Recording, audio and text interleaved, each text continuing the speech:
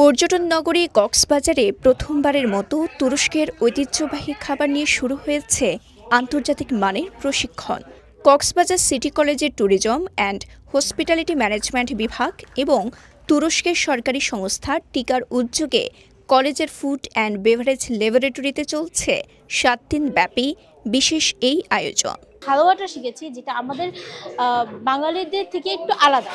ওদের আলাদা স্মেল, তারপর হচ্ছে আপনার টেস্টটা সবটাই একদম ভিন্ন, তবে খাইতে অনেকটা মজা। বিশ্ব দরবারে যাতে আমাদের পর্যটন এবং বাঙালি খাদ্যসমূহ সেগুলো কিভাবে আরো প্রতিষ্ঠিত করা যায়, মানুষের মাঝে আরো জনপ্রিয় করা যায়, সেই বিষয়ে তারা আমাদেরকে বিভিন্ন দিক নির্দেশনা দিচ্ছেন।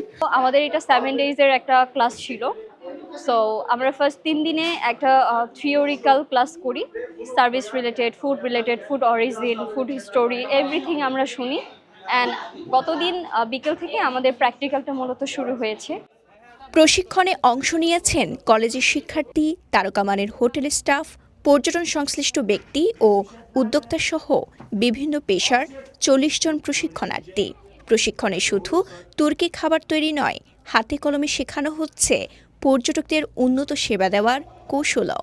অংশগ্রহণকারীরা বলছেন এই অভিজ্ঞতা তাদের জন্য একেবারেই নতুন এবং ভবিষ্যতে কাজে লাগবে। টার্কিশ একটা গভর্নমেন্ট অর্গানাইজেশন টিকা, সেটা কক্সবাজারে অনেকদিন ধরে কাজ করছে। ঠিক তদ্রুপ ট্যুরিজম ডেভেলপমেন্টের জন্য কক্সবাজার সিটি কলেজের সাথে সমন্বিত হয়ে কাজগুলো করছে। পর্যটনের সাথে যারা কাজ করছেন তারা আরও কীভাবে একটা মাচ মোর ডেভেলপমেন্ট এবং একটা কান্ট্রি কালচারাল যে চেঞ্জেস, ফুড কালচারাল চেঞ্জেস, সেটা কীভাবে এখানে অ্যাপ্রোচ করা যায় সেটা নিয়ে ওনারা আজকে এখানে কাজ করছে। এখানে যারা অংশগ্রহণ করতেছে এরা হচ্ছে আমাদের কক্সবাজার সিটি কলেজের ট্যুরিজম ডিপার্টমেন্টের শিক্ষার্থীবৃন্দ এবং পাশাপাশি হচ্ছে কক্সবাজার পর্যটন সেক্টরের হচ্ছে বিভিন্ন ডিপার্টমেন্ট থেকে ফ্রন্ট অফিস, হাউসকিপিং, রেস্টুরেন্ট সবাই হচ্ছে এখানে অংশগ্রহণ করছে।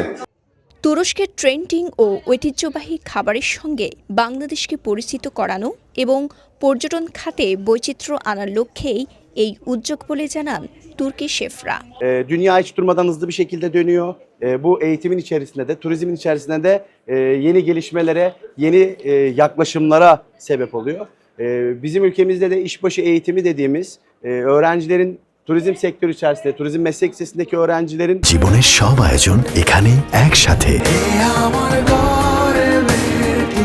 তো মূলত আমাদের উদ্দেশ্য হচ্ছে যে থিওরিক প্লাস প্র্যাকটিক্যাল দুইটা একসাথে করে পৃথিবীতে বাংলা মানে ট্যুরিজমের নতুন যে ট্রেন্ডগুলো আছে সেগুলোকে বাংলাদেশের সাথে শেয়ার করে দুই দেশের বন্ধুত্বপূর্ণ সম্পর্ককে আরেকটু সুগভীর করা।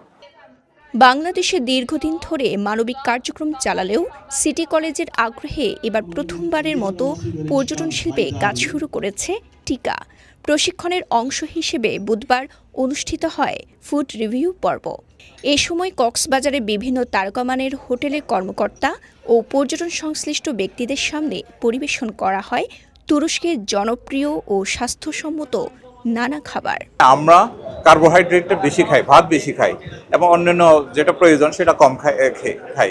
আজকে অনেকগুলো রিচ ফুড আমরা খেয়েছি, কিন্তু আমাদের কার্বোহাইড্রেটটাকে কমানো হয়েছে।